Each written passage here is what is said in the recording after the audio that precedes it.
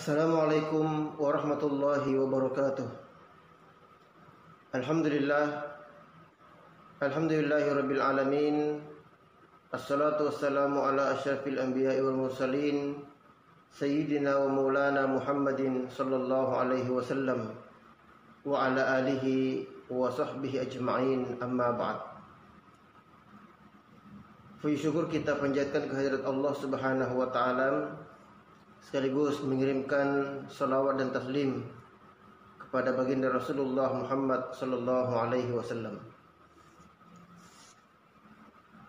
Alhamdulillah, dalam kesempatan ini kita akan menjawab pertanyaan yang terkadang muncul di kalangan masyarakat yang mempertanyakan terkait dengan kelahiran baginda Rasulullah Muhammad sallallahu alaihi wasallam. Pertanyaan yang biasa muncul di kalangan masyarakat tertentu mengatakan bahwa Nabi itu lahir pada tanggal 12 Rabiul Awal pada hari Senin.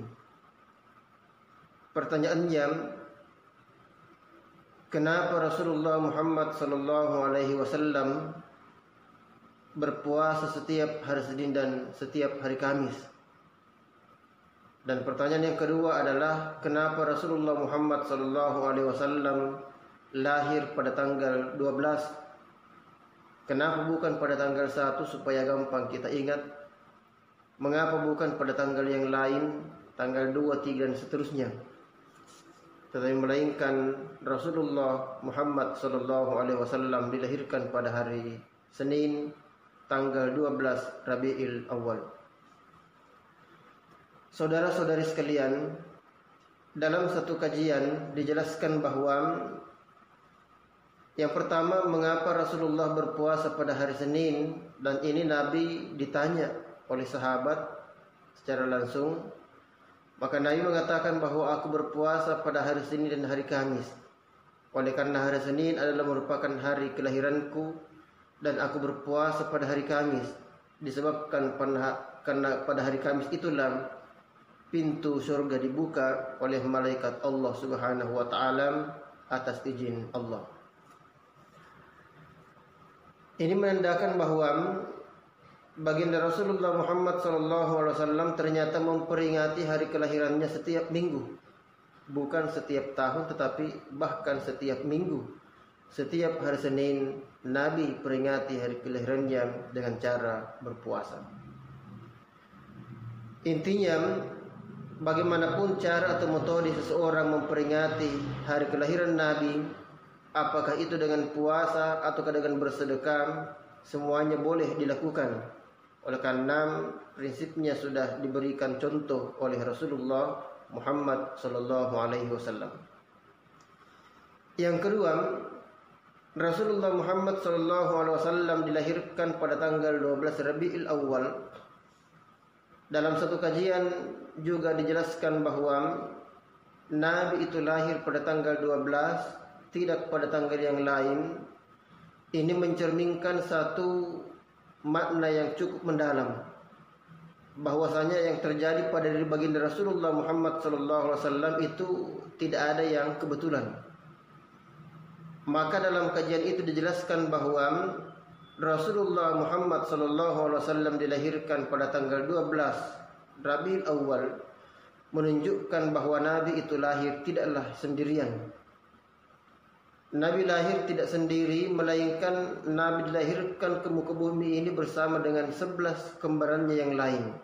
Jadi 12 dengan Rasulullah sendiri.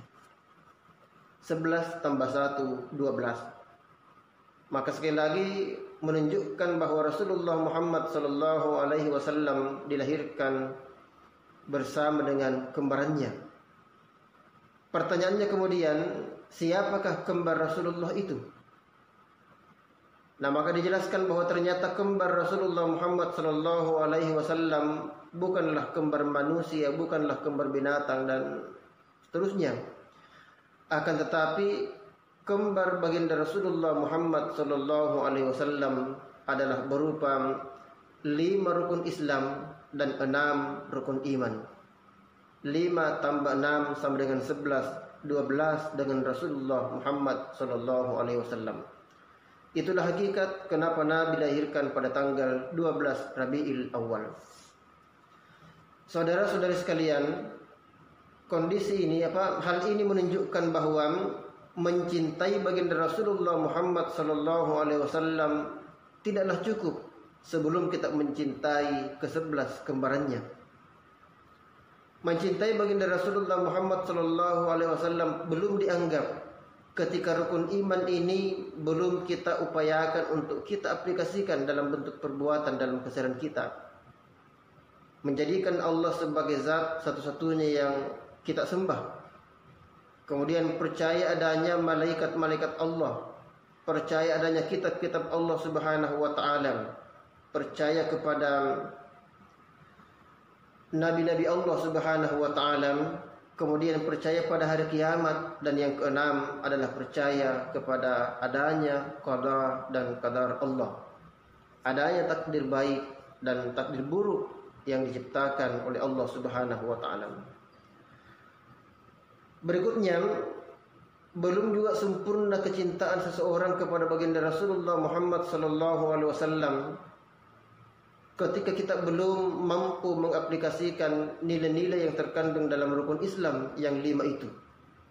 Mendirikan salat, bahkan bukan cuma mengerjakan salat, tetapi mendirikan. Maknanya bahwa di samping kita melaksanakan salat, maka seluruh perbuatan-perbuatan yang dapat merusak ibadah salat kita itu wajib kita tinggalkan.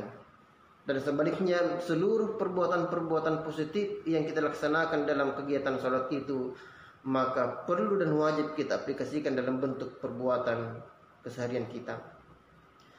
Inilah hakikat baginda Rasulullah Muhammad sallallahu alaihi wasallam dilahirkan pada tanggal 12 Rabiul Awal. Saudara-saudara sekalian, berikutnya bahwa yang patut kita fahami terkait dengan agama kita ini, bahwa ternyata agama ini mempunyai 3 rukun, yang kalau 2 rukun saja kita laksanakan, maka belumlah lengkap agama yang kita pegang ini. Agama ini mempunyai 3 rukun, diantaranya rukun Islam dan rukun iman sendiri yang kita sudah sebutkan tadi.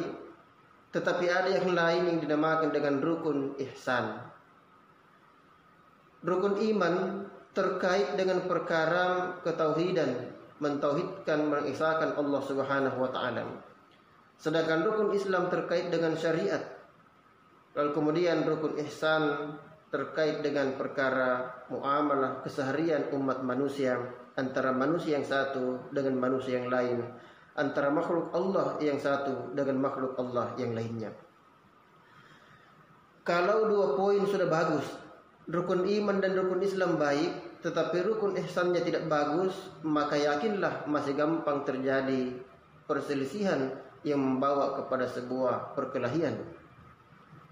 Di Suriah yang bertempur itu umat Islam. ISIS juga orang Islam, Suriah juga pemerintahnya orang Islam. Sama-sama teriak Allahu Akbar.